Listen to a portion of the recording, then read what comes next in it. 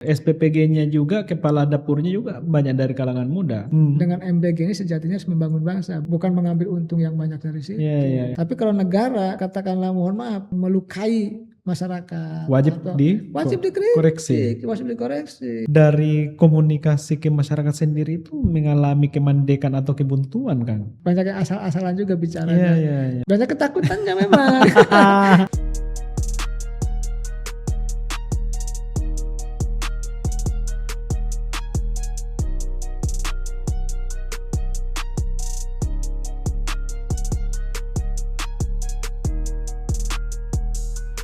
Nah, tapi selanjutnya kan, tadi itu berbicara soal komunikasi pemerintahan. Sebelumnya Kang Ujang di PCO, Public Communication Officer, Presidensial Communication Office. Nah, tidak sedikit yang berpandangan bahwa komunikasi pemerintah beberapa bulan belakangan ini atau bahkan sejak awal itu nggak lancar atau nggak mudah diterima oleh masyarakat. Gimana itu, Kang? Ya, saya sih melihat begini ya. Dulu katakanlah yang banyak melakukan komunikasi publik ya dari pemerintah kan PCO. Ya dulu. Sekarang itu kan dikoordinasi oleh Bakom, Badan Komunikasi Pemerintah. Formatnya berbeda nih. Iya. Kalau yang lalu saya lihat komunikasinya membangun narasi gitu ya, membangun bukan konfrontasi, narasi lah ya, kontra narasi dan lain sebagainya. Tapi hari ini kelihatannya orkestrasi komunikasi mengalami perubahan. Ya, mengalami perubahan. Yang dulu memang namanya PCO atau Badan Komunikasi Pemerintah tadi atau Presiden Communication Office, sekarang itu namanya Badan Komunikasi Pemerintah, jadi badan. Jadi sejak dirubah mengalami pergeseran juga pola komunikasinya. Ada pola komunikasinya yang berbeda. Kalau dulu kan ada jubir-jubir yang ditunjuk, yang dipilih ya dari kantor komunikasi kepresidenan, dari PCO itu ada sering muncul. Kalau hari ini kan sejak katakanlah Pak Hasan Nasbi sudah tidak lagi menjabat itu kan pola komunikasi dirubah, kejubirnya sudah hilang. Bahkan sebelum PCO bubar pun gitu ya, itu kejubirannya sudah hilang. Di tengah jalan tuh tadinya bisa disebut juru bicara kantor komunikasi presiden, waktu itu disebutnya tenaga ahli utama PCO gitu, itu udah berubah. Itu sebelum PCO bubar pun sudah kejubiran itu sudah hilang juga, sudah didelete. Nah, saya melihat pola komunikasinya nih yang didorong kelihatannya, yang menjadi wajah istana itu ada beberapa elemen. Kalau kemarin kan banyak didominasi oleh PCO ya, sekarang ini banyak elemen. Ya, saya dengar waktu PCO sebelum bubar kan ditunjuk jubirnya Pak Mensesnek. Iya kan? Iya. Dibantu oleh wamennya kan kira-kira gitu. Nah, saya melihat gini, kelihatannya pola komunikasi hari ini ke depan tuh wajah istananya itu banyak gitu loh yang muncul nih. Misalkan ada Pak Prasetyo Hadi, Mensesnek. Lalu juga wajahnya dimunculkan juga dari sekarang KSP. Ya kan? Kemudian Seskap juga. Seskap juga muncul, ya kan? Lalu juga Bakom muncul sedikit-sedikit kan, tidak dikurangi kan? Dikurangi, jarang muncul, tapi ada juga teman-teman tenaga ahli utama yang muncul. Lalu juga menteri-menteri. Atau jubir yang ditunjuk oleh menteri, jubir-jubir kementerian kan ada juga yang sering tampil itu. Saya melihat tadi wajah komunikasinya, wajah istananya itu tidak tertumpu pada satu personal, tapi didorong ke banyak kementerian dan lembaga. Beda dengan sebelumnya ya. Ya, tapi ada plus minusnya. Gimana, Kang? Plusnya begini, plusnya kalau yang didorong itu misalkan kementerian, menterinya jadi jubir, atau katakanlah staf sus yang ditunjuk oleh jubir atau dirjennya yang ditunjuk sebagai jubir, ini kan sebenarnya bagus. Kenapa? Karena tahu substansinya, tahu persoalannya, lalu juga ya pengalamannya lama di situ juga, background kementeriannya juga dimiliki gitu loh, perspektifnya juga pasti luas, pasti juga akan menguasai gitu loh. Sebenarnya itu sih. Tapi memang kekurangannya kalau dilepaskan di kementerian dan sebagainya, kadang-kadang menteri kan banyak salah-salah juga yang ngomongnya. banyak yang asal-asalan juga Iya, bicaranya. iya, iya. Lalu kalau dirjen-dirjen yang bicara takut juga, kalau ngomongnya salah takut diganti gitu. Banyak ketakutannya memang.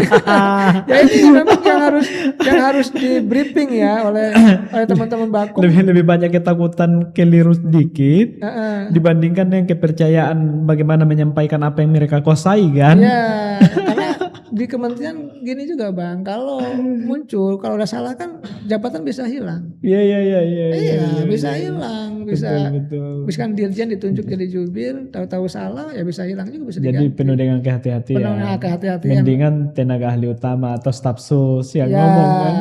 Nah, memang kekurangannya tadi kalau memang mau ditunjuk jubir ya jubirnya siapa aja kan gitu. Itu harus clear dan jelas juga. Sekarang karena banyak yang muncul, maka publik mempertanyakan kan. Itu oleh karena itu tadi ya dalam konteks komunikasi pemerintah ya harus ditata lagi lebih baik lagi, lebih terkoordinasi lagi. Mungkin salah satu penataannya Hasan Hasbi kembali lagi ke pemerintah karena kemarin ini dipanggil, hari ini juga dipanggil lagi kan? Iya, saya nggak tahu ya Bang Hasan tuh saya kenal dekat. Gitu ya. Apakah akan diamanahi lagi di tempat mana? Saya belum dapat bocoran, belum tahu juga. Ya kita tunggu posisi apa yang terbaik ya buat Bang Hasan Hasbi begitu. Iya. Karena kalau dilihat dari PCO founder, kan ada ininya kan, medsos founder PCO kan. Nah saya lihat juga pola komunikasi yang ada di KSP juga. Kan sekarang komunikasi KSP dengan Bakom juga sudah ada ikatan kerjasama. Lebih harmonis dibandingkan dengan sebelumnya. Sebelumnya. Nah artinya saya dengar ada kerjasama KSP dengan Bakom untuk katakanlah konferensi pers tiap minggu. Ya, tiap hari Rabu saya dengar. Dan itu kan sudah dilakukan oleh PCO dulu. Sebelum ini ya, sebelum Bakom ya. Artinya kan belum lama ini, jadi dimunculkan lagi. Artinya kan ini sebenarnya kan kerja-kerja yang dulu sebenarnya dilakukan oleh Pak Hasan Hasbi. Ya saya sih melihat kalau itu baik ya bagi pemerintah ya bagus-bagus saja. Karena gini, hari ini kan banyak persoalan yang numpuk kan, belum terjawab. Nah itu dia, kalau misalnya kita melihat kan kewalahan pemerintah dalam mengkomunikasikan program-program yang mau dilaksanakan atau yang sedang berlangsung, kayak misalnya kerjasama bilateral atau multilateral di luar negeri, kerjasama BOP, ART, Agreement Reciprocal Trade, kemudian juga di dalam negeri MBG, Koperasi Merah Putih. Jadi bertumpu persoalan dari program-program yang baik itu dalam negeri maupun luar negeri. Kemudian dari komunikasi ke masyarakat sendiri itu mengalami kemandekan atau kebuntuan kan. Nah tentu ini harus didengar oleh pemerintah ya, harus didengar oleh Bakom, harus didengar oleh KSP kan. Sebagai katakanlah leading ya yang mengkoordinasikan komunikasi terutama teman-teman Bakom ya. Tadi Bang Yus mengatakan banyak yang katakanlah apa yang mengkritisi ya kebijakan-kebijakan pemerintah yang belum terjawab. Belum terjawab. Yang belum terjawab ini butuh dijawab oleh jubir-jubir yang handal ya dari pemerintah. Ya entah dari KSP, entah dari Bakom, atau dari kementerian yang lain. Sebenarnya begini Bang, MBG itu kan udah ada jubir yang ditunjuk Bang Anik ya sebenarnya. Tapi kan memang menganggap masyarakat masih belum puas kan gitu. Mungkin karena persoalannya terlalu banyak. Ya kan itu. Terus kan BOP kan ini juga masih menggelinding ya kan. Lalu perjanjian dagang juga kan belum terjawab. Jadi betul bahwa ini harus dijawab oleh pemerintah, dijawab oleh teman-teman yang ada di dalam gitu untuk memastikan bahwa masyarakat jangan sampai kecewa, masyarakat jangan sampai nanti nggak ada jawaban. Saya dengar sih kemarin saya diundang oleh Garuda TV Bang akan membahas tentang taklimat ya Presiden. Ya saya dengar bocoran dari teman-teman KSP katanya. Gimana Kang? Ya akan ada taklimat dari Presiden nanti yang ingin menjelaskan juga terkait dengan persoalan program-program Presiden, menjelaskan akan menjawab juga apa yang menjadi kritikan-kritikan publik soal geopolitik juga. Tapi soal formatnya, soal waktunya sedang dirancang saya dengar. Atau jangan-jangan selama ini Pak Presiden itu menganggap bahwa mulai dari komunikasi pemerintah ke masyarakat tuntas, kemudian juga laporan-laporan dari pemerintah kabinet ke presiden itu akurat. Mungkin pandangan presiden selama ini begitu, tetapi kan kemarin di pidatonya Presiden Prabowo bahwa banyak ternyata laporan-laporan ke beliau itu nggak akurat, kemudian banyak manipulasi. Itu kan bagian dari bentuk asal Bapak senang kan? Ya itu yang nggak Nah, boleh. itu yang dikritisi sendiri sama Pak Prabowo, Pak Presiden. Berarti memang selama beliau menjabat ada persoalan yang mendasar nih antara relasi presiden ke para kabinet-kabinetnya atau para pembantu-pembantunya, ataukah presiden dengan lingkaran di sekitarnya nih ada gap. Kalau saya pesennya gini Bang, jangan presiden ditipu lah, Iya, iya, ya iya, kan? iya, iya. Jangan dibohongi, kerja apa adanya aja gitu. Kalau presidennya dibohongi, ditipu, asal Bapak senang, yang rusak itu kan bukan hanya pemerintah, Iya, kasihan iya. Pak Presidennya. Betul. Programnya bagus-bagus, baik-baik gitu ya, tapi mohon maaf kabinetnya asal Bapak senang. Ya contoh misalkan yang ramai di media sosial aja ya, Iya, iya, iya. apa namanya menyembelih 19.000 ekor sapi, kan nggak ada juga katanya, kata publik kan, ini mengkritik kan dari publik aja kan. Iya, iya, iya. Ini kan berarti kan asal Bapak senang. Ini contoh gitu ya, saya nggak tahu, tapi kan itu ada jelas videonya gitu loh, yang dilaporkan ke Pak Presiden, tapi kan di lapangan kan nggak ada. Lalu masalah ikan lele juga kan sama gitu kan.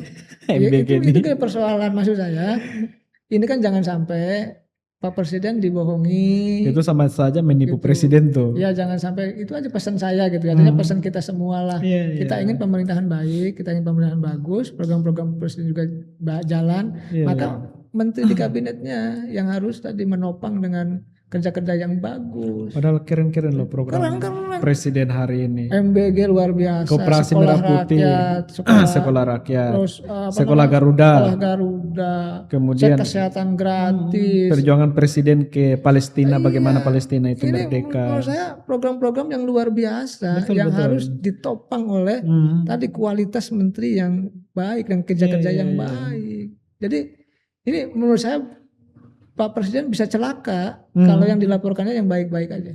Padahal faktanya nggak seperti itu. Tapi untungnya Pak Presiden kemarin itu cepat sadar kalau ternyata banyak laporan-laporan yang tidak akurat atau manipulatif yang sampai ke beliau.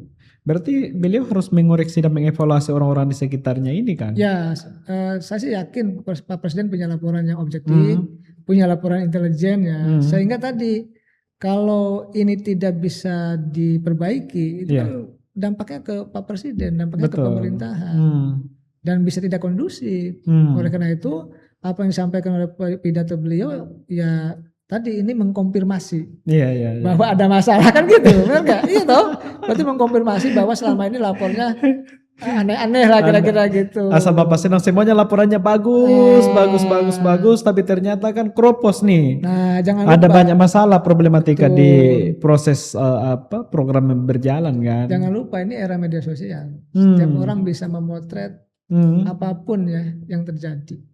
Lalu juga jangan lupa juga bahwa para pejabat itu seperti ada di ikan di akuarium, bisa kita lihat setiap saat, dari semua sisi, dari bawah bisa, dari atas kiri, kanan kelihatan. Jadi kalau memang wajahnya buruk akan kelihatan buruk. Jika wajahnya berseri-seri akan juga kelihatan berseri-seri. Jadi kalau siapa yang bohong, siapa yang lapor yang tidak benar ya akan kelihatan. Pak Presiden pasti akan tahu. Lambat laun pasti akan tahu. Jadi tadi tentu kita ingin bangsa ini baik, negara ini juga maju, maka benahi ya apa yang kurang dari kerja-kerja kementerian itu. Jadi memang untuk meminimalisir persepsi negatif dari masyarakat, dari para netizen yang sangat keras di media sosial, ya memang harus dikonter dengan para komunikator pemerintah yang berkompeten juga ya kan? Ya, kompeten dan handal, dan mohon maaf tidak ada cacat. Karena kalau mohon maaf personal jubirnya itu cacat, orang sudah nggak percaya lagi lah, katanya dia yang ngomong, dia yang bicara katanya, yang nggak bakal didengar juga. Jadi selain dia kompeten ya handal gitu ya, tapi backgroundnya juga harus orang baik lah, orang yang tidak punya masalah sebelumnya. Tapi gimana dengan Abu Janda kemarin itu kan? Kan dia bukan jubir. Bukan jubir ya? Dia bukan jubir. Bukan jubir, tapi sejajar dengan ini sejajar dengan barisan pemerintah tuh. Ya tapi kalau dilihat dari apa posisi kursinya ya? Kalau menurut saya melihatnya dia bukan jubir, dia juga bukan bagian dari pemerintah, tapi diposisikan oleh TV. Oke. Ya untuk mungkin menaikkan rating. Ya kalau saya sih Iya, iya, melihatnya iya, begitu. iya. Karena ada strategi-strategi juga. Iya, makanya maksud saya kenapa Bu Janda diundang lagi ya Ya makanya padahal banyak yang dengan komplain kan. rentetan-rentetan yang sebelumnya dia lakukan itu loh Ya, kan. Itu kan mengacaukan lagi-lagi karena dia seperti itu disetting oleh media, kemudian persepsi negatif muncul lagi ke pemerintah, Kang. ya Itu. oleh karena itu tadi di situ bukan kesalahan pemerintah. Iya, betul. Kesalahan Saya sepakat dengan itu, Kang. kesalahan yang lain ya, bukan dari pemerintah itu. Ini kesalahan dari media itu sendiri. Ya bisa jadi gitu karena yang ngundang siapa kan. Iya, iya, iya. Tapi ya itulah tadi karena kesalahan orang lain berdampak ke pemerintah itu. Betul. Karena apa kompetensinya Bu Janda untuk berbicara soal BOP, Ya, kemudian sejarah Israel Palestina? ya. Setahu saya ya ketika TV itu mengundang itu Iya, pasti Kang. pakar-pakar, Betul. ahli-ahli jago-jago. Makanya sekarang yang laku ini kan pengamat Timur Tengah, Iya, iya, iya, pengamat iya, geopolitik, iya. ya memang pakar. Pakar. Tapi tadi kalau misalkan yang disebutkan itu kapasitasnya punya kepakaran enggak kan jadi problem. Karena bagaimanapun beberapa tahun belakangan ini ketika Abu Janda muncul itu pasti kisruh, Kang. Kisruh di media sosial. Ya, ya, ya. Dan bagaimana generasi muda kita disuguhkan dengan pola pikir perilaku seperti itu kan sangat nggak mendidik. Ya artinya tadi kita harus mengevaluasi ya banyak hal ya. Jadi kita kritik pemerintah, evaluasi pemerintah juga harus dilakukan, media juga harus berbenah, anak-anak muda juga kita semua juga berbenah lah. Betul. Sehingga pemerintahnya berbenah, rakyatnya berbenah, kita semua berbenah, ada perbaikan lah ke depan. Supaya balance di antara semuanya. Masa bangsa kita bangsa besar loh, mohon maaf, kita tidak punya teknologi selevel Google. Teknologi secanggih Iran. Iya, canggih Iran. Ya kan masa kita mau berdebat hal-hal yang tidak sopan. Kan lucu. Bahkan bahasa-bahasa binatang muncul kan. Itu bangsa besar loh ini loh. Punya peradaban besar loh kita ini loh. Jadi kenapa kita tidak bangkitkan lagi gitu dengan tadi membangun kualitas pendidikan yang baik, tadi yang membangun kualitas literasi yang kuat gitu ya. Sehingga peradaban dan keadaban itu akan tumbuh. Betul. Dan salah satu pilar dari peradaban itu adalah media kan. Ya, demokrasi, peradaban itu media. Jadi media yang memang tadi independen, yang berkualitas, yang menebarkan nggak hanya mengejar rating doang atau engagement. Ya, tapi memang persoalannya Bang di Indonesia ini bad news is good news. Justru ya ini di Indonesia ini anehnya lucunya.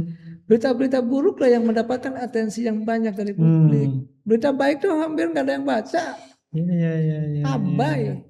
Oke. Sesuatu yang tulisan yang berkualitas tuh jarang dibaca. Saya misalkan nulis jurnal internasional, paling yang ngutip 7 paling juga. Coba kalau bikin TikTok yang mohon maaf dengan kata-kata caci maki yang nggak benar pasti viral. Pasti viral. Nah, pasti viral kan. Itu problem yang tentu kita harus perbaiki bersama lah demi Indonesia yang lebih baik. Iya. Nah, tentu tadi ini yang bagaimana kita membendungnya, dari mana kita memulainya, dari kita lah. Dari kita dulu, kita menyuruh orang kan susah ya. Dari kita lah. Paling kan kita tidak memfitnah, tidak membenci, tidak menebar hoax. Itu harus kita bangun. Makanya dulu ketika saya jadi pengamat di episode pertama ya sebelum saya masuk pemerintahan, saya nggak nyinyir. Gitu. Saya tetap kritis, tapi kritis yang objektif, yang membangun, yang katakanlah berbasiskan dengan data, gitu. Sehingga ya kita alhamdulillah 1 tahun diminta jadi jubir di PCO kan. Sekarang saya kembali lagi di kampus gitu. Tadi untuk ngurus profesor, ya kita sama-sama aja membangun bangsa. Di dalam maupun di luar kan sama aja. Iya. Semuanya punya peran masing-masing. Punya peran masing-masing. Ketika di dalamnya bekerja dengan baik, di luar pun kita ya sama-sama mengkritisi dengan baik pula kan begitu. Iya. Jadi memang maksudnya ya dimanapun kita berada, pasti di situ ada pengabdian. Ini tergantung dari giroh nasionalisme kita lagi ya kan? Ya betul. Nah tadi kembali ke literasi kita ya Bang. Sayanglah kalau Indonesia yang besar ini, mohon maaf diisi dengan substansi-substansi yang tidak berkualitas. Iya. hanya dengan budaya baca yang tinggi gitu ya, hanya dengan kualitas pendidikan bangsa ini akan maju ke depan. Iya, iya, iya. Tanpa itu kita akan tertinggal.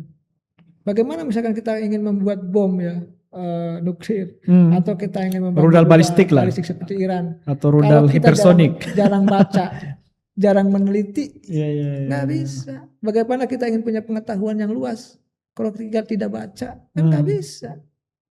Yang kita baca yang skip yang mohon maaf, yang remeh-temeh, ini problem. Ya tadi kalau kita ingin menjadi anak bangsa yang berkualitas, ya harus berbeda dengan yang lain. Kalau orang lain mohon maaf pesimis, ya kita harus optimis. Orang lain diam, ya kita harus bergerak. Orang lain tidak membaca, kita harus membaca. Orang lain mager, ya kita harus tadi ya membangun karir yang baik. Jadi harus berubah. Nah ini harus kita bentuk Bang, melalui reform sindikat ini. Tentu menjadi jalan ya kebaikan bagi sesama. Betul. Tadi kita di sini ada kita tadi membangun, mengkritisi komunikasi pemerintah dengan baik. Tadi memberikan masukan kepada anak-anak muda. Kan ini kan bagian daripada ibadah lah Bang. Ini kan betul. bulan suci Ramadan ini.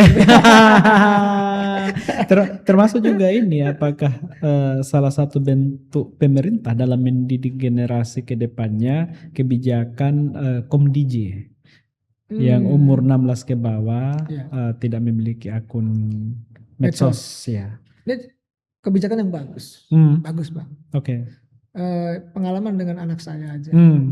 Kalau sudah main gadget itu, naudzubillah susah untuk lepas. Saya punya pengalaman itulah. Dan ada keresahan di situ. Keresahan. Dan ini kan sebenarnya sudah dilakukan di banyak negara. Di Australia dan negara lain sudah dilakukan. Maka tadi yang paling penting bagaimana eksekusinya Bang. Kekurangan kita adalah undang-undangnya dibuat atau peraturannya dibuat gitu ya. Peraturan menterinya dibuat. Tapi kalau implementasinya, eksekusinya tidak jalan kan susah. Kenapa misalkan kita korupsi banyak? Ya karena penegakan hukumnya juga implementasinya nggak benar gitu loh, nggak jalan. Tapi kalau penegakan hukumnya kuat ya orang juga takut. Sama. Ini tentu hal yang positif ini kita sambut dengan baik, dengan positif pula. Tapi tadi kita kawal implementasinya. Jangan sampai begitu kebijakan itu tadi diketok palu gitu ya. Lalu di lapangan nggak ada yang ngikutin.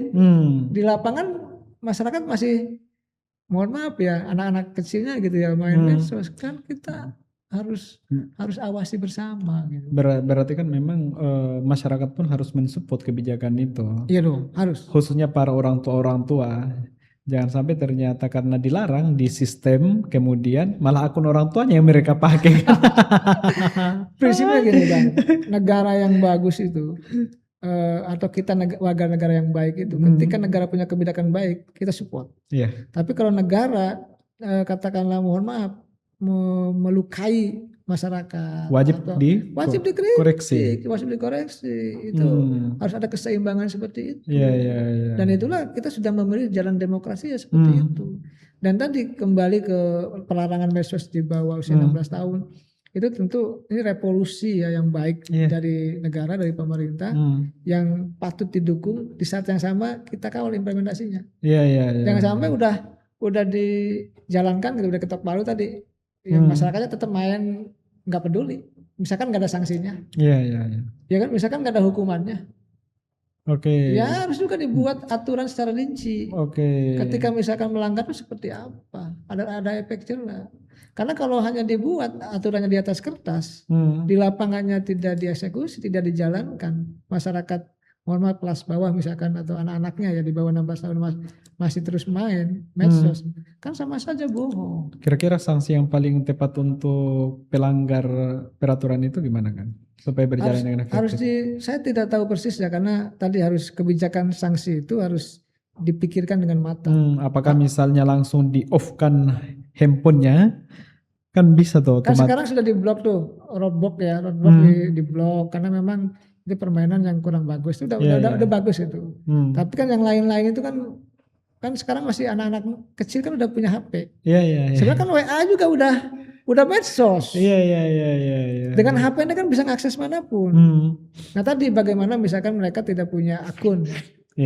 Tapi jangan juga ikutin akun orang tuanya gitu. Ini juga harus betul-betul dirancang dengan baik, Bang. Ini demi Indonesia yang maju ke depannya. Karena kalau anak mudanya tidak dijaga, katakanlah anak-anak bangsa kita tidak dijaga, maka mohon maaf kita akan kehilangan generasi yang berkualitas. Kita harus banyak berubah nih, Bang. Karena tadi saya merasakan, saya usia 44 sekarang itu, mau ke 45 ya. Merasakanlah bagaimana hidup tidak enak, hidup susah gitu ya. Jadi orang miskin tuh juga menderita ya, maka satu-satunya cara adalah bagaimana memastikan anak-anak bangsa yang lain tuh jangan seperti saya gitu. Harus lebih maju, harus lebih hebat, harus lebih kuat, harus lebih berkualitas, harus lebih punya kontribusi untuk bangsa ini. Saya selalu menekankan gitu kan ke teman-teman yang lain juga yang katakanlah di bawah generasi saya pun begitu. Semangat bangun bangsa, bahkan harus lebih dari saya, harus lebih dari senior-senior kamu, harus lebih dari yang lain. Karena peradaban itu harus dibangun, harus saling menopang satu sama lain. Jadi jangan sampai gini, ada anak muda yang sukses kita iri, ada anak muda yang hebat kita pinggirkan. Harusnya diapresiasi. Apresiasi. Nah, bangsa ini harus belajar dari pengalaman. Jadi tadi kalau anak-anak bangsa berkualitas, angkat. Bila perlu beasiswakan. Oleh karena itu tadi banyak problem kebangsaan ini memang harus ditata satu demi satu oleh Pak Presiden, oleh Pak Prabowo. Tadi program-program yang hebat itu pun ya, yang fenomenal itu, yang bagus itu, kalau tadi tidak disampaikan dengan baik gitu ya, kalau tidak diimplementasikan dengan baik kan akan mendapatkan kritikan dari publik yang besar. Karena kan kalau dilihat dari program Presiden Prabowo, banyak yang lebih mengutamakan pengembangan sumber daya manusia.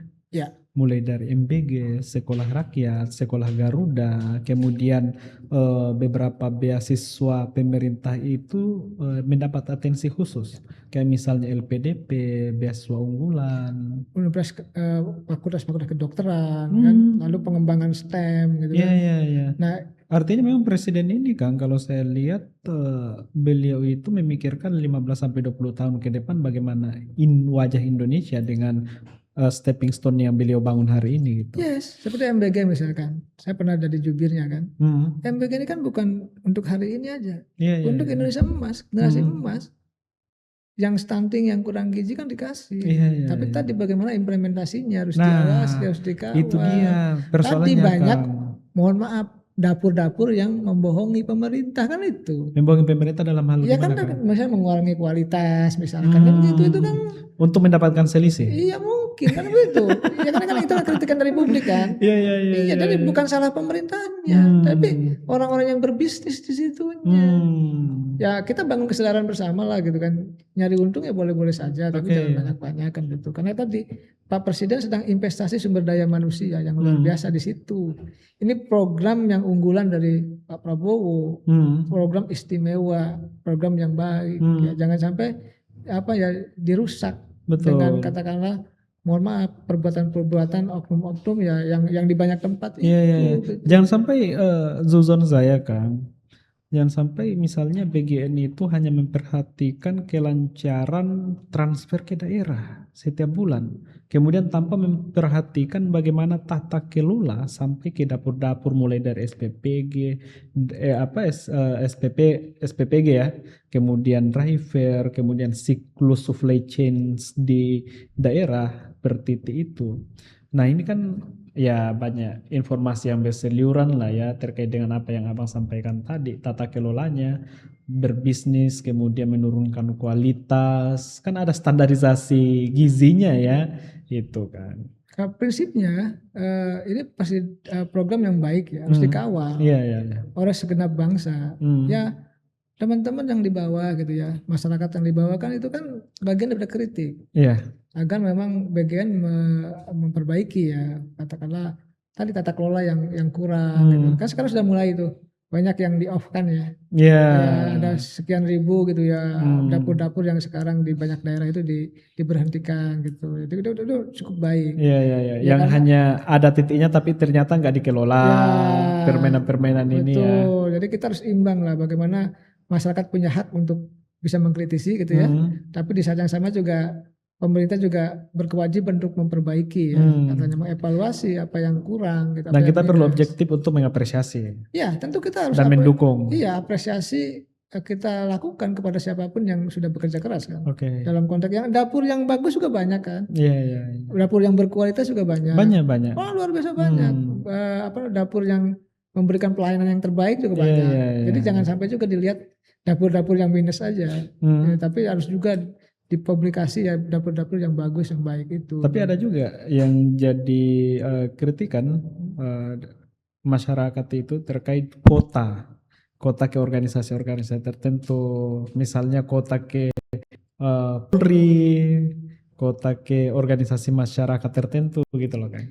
Ya. Itu wajar-wajar saja atau gimana Kang itu? Ya pasti akan ini kontroversi terkait dengan ini. Tapi saya melihatnya gini, kalau sisi positifnya, yang namanya Polri dia tidak akan berbisnis. Berarti itu udah dia melanggar. Sebenarnya menyumbang, ingin punya kontribusi. Oke. Iya, kalau saya lihatnya gitu. Tapi Polri pengen punya kontribusi untuk mensukseskan program presiden. Saya melihatnya begitu. Iya. Tapi kan negatifnya dilihat publik. Betul. Ini kok ikut berbisnis. Kalau saya sih lihatnya enggak. Padahal sebenarnya itu untuk membantu kelancaran. Kalau saya sih ya. Oke. Saya mengkritik Polri juga, mengkritik siapa, tapi saya melihatnya gitu ya. Sisi positifnya. Iya, mungkin Polri punya uang, punya infrastruktur kan, maka ingin membantu program presiden, mensukseskan program presiden. Iya. Tapi kan publik melihatnya, Polri ikut berbisnis, bukan tugasnya kan itu. Betul. Jadi padahal sebenarnya Polri untuk memperlancar, kemudian tim yang ada di masing-masing dapur yang masih menggunakan sipil juga ya. Iya, artinya kan kalau Polri kan pengawasannya lebih bagus. Kalau ambil sisi positifnya loh ya saya bilang. Saya ambil positifnya aja. Yang tidak boleh itu misalkan kalau di dapur-dapur Polri ada keracunan, kan namanya belum ada kan? Belum ada. Iya, makanya saya bilang lebih bagus dong. Saya tidak dukung siapapun, tapi dalam konteks siapa yang bagus kita dukung. Iya. Dapur TNI bukan yang bagus ya, kita dukung, apresiasi. Iya. TNI juga dapat tuh. Banyak. Ada. Justru kalau teman-teman tentara kan dari awal. Kalau partai-partai? Saya dengar ada juga, Bang Yus yang tahu. Saya nggak tahu dalam konteks itu sudah ada pengkritiknya sendiri kan dalam konteks itu. Tapi tadi apapun yang katakanlah tanda petik berkontribusi di dapur, bikin dapur yang baik lah, yang representatif, kualitas makanannya juga bagus, bergizi ya, sehingga masyarakat itu menikmati apa yang menjadi katakanlah program Bapak Presiden itu. Karena MBG ini kalau boleh saya sebut wajahnya Bapak Presiden. Betul. Jadi harus betul-betul tadi dijaga gitu loh oleh siapapun, termasuk pengusaha-pengusaha yang punya dapur. Termasuk kita. Iya, jangan sampai Pak Presiden punya program yang bagus dikotori, dirusak oleh oknum-oknum yang banyak di dapur-dapur itu hanya untuk mengambil keuntungan sesaat. Betul. Sayang lah. Ini apalagi kalau dari partai koalisi yang main di situ ya Kang ya, malah merusak. Nah, maksud saya ini saatnya sebenarnya membangun bangsa. Dengan MBG ini sejatinya membangun bangsa, bukan mohon maaf, bukan mengambil untung yang banyak dari situ. Iya. Tapi tadi kan kita di awal berbicara soal generasi muda ya Kang ya. Di MBG juga itu menyerap tenaga kerja dari generasi muda di daerah-daerah Kang. Banyak tuh. Kayak misalnya tim relawan itu kan sekitar 48 sampai 50 Kang. Itu kebanyakan generasi muda tuh. SPPG-nya juga, kepala dapurnya juga banyak dari kalangan muda. Anak-anak muda yang dilatih, yang diseleksi. Udah. Ahli gizinya juga pasti lulusan S1 atau spesialisasi anak muda semua. Anak muda. Dan saya bilang keren. Tapi keren. tadi mohon maaf dilukai oleh oknum-oknum di dapur-dapur yang membuat kualitas makanan yang kurang pas, yang kurang layak. Yang seharusnya harganya 10.000 kemudian diturunkan jadi 5.000. Nah, kan masyarakat bisa langsung melihat, langsung bisa menilai, langsung bisa mengkoreksi. Nah, ini artinya evaluasi yang waktunya evaluasi lah, mumpung Ramadan ya, mumpung mau Lebaran juga, artinya berbenah semuanya lah. Harus tabayun semuanya nih. Ya, tetap publik juga punya hak untuk mengkritik. Sekarang pemerintah dikasih kesempatan untuk tadi ya mengevaluasi kan. Saya rasa pasti ada cara untuk bisa membangun kualitas yang baik. Pasti ada kesempatan untuk tadi sama-sama antara pemerintah dengan rakyatnya satu visi untuk membangun Indonesia yang lebih baik. Saya percaya itu. Siap Kang, ini karena udah mau buka Kang, jadi terakhir closing Gak nih. terasa nih. Apa nih pesan-pesan untuk anak muda dan bagaimana anak muda di masa yang akan datang supaya melek politik dan tetap menjaga literasi politik digital yang lebih baik? Pertama, banyak baca.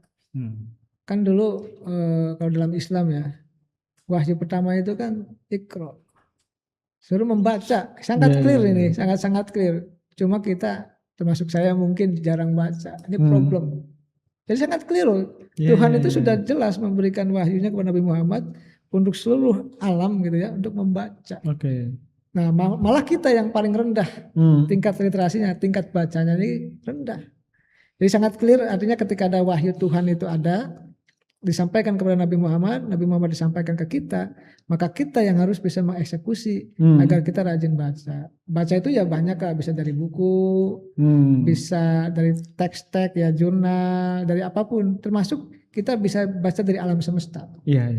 Jadi kita nih bisa belajar dari kejadian-kejadian tiap hari gitu ya. Tapi tadi kejadian tiap hari itu tidak bisa kita nilai dengan baik tanpa dengan bacaan yang baik pula, bacaan yang kuat. Jadi kan baca itu ada tingkatannya juga. Ada yang baca biasa-biasa saja, ada nanti tingkat yang mendalam. Tapi paling tidak baca. Pahami apa yang menjadi teks atau konteks bacaan itu. Nah, membaca kan jendela dunia, tapi sekarang udah abai. Anak muda kita sudah abai dengan buku. Dengan ilmu pengetahuan sudah abai. Yang ada scroll medsos itu. Yang jadi ada screen adalah jendela dunia. Pesan saya, Bang Kus, bagi anak-anak muda di Indonesia, banyak baca dulu sebagai bekal untuk menatap kehidupan. Yang kedua, bangun kualitas diri agar teman-teman bisa dibanggakan oleh bangsa ini. Insya Allah mudah-mudahan anak-anak bangsa di seluruh Indonesia sukses semuanya. Sukses, semangat. Siap, Bang Yus. Siap. Terima kasih banyak, Kang. Sama-sama, Bang Sehat Yus. selalu, lancar puasanya, dan sampai ketemu di sesi selanjutnya, Kang. Oh, siap. Yang akan lebih seru. Apalagi yang lebih aktif lagi boleh. Oke. Makasih banyak, Kang. Sama-sama, Bang Yus.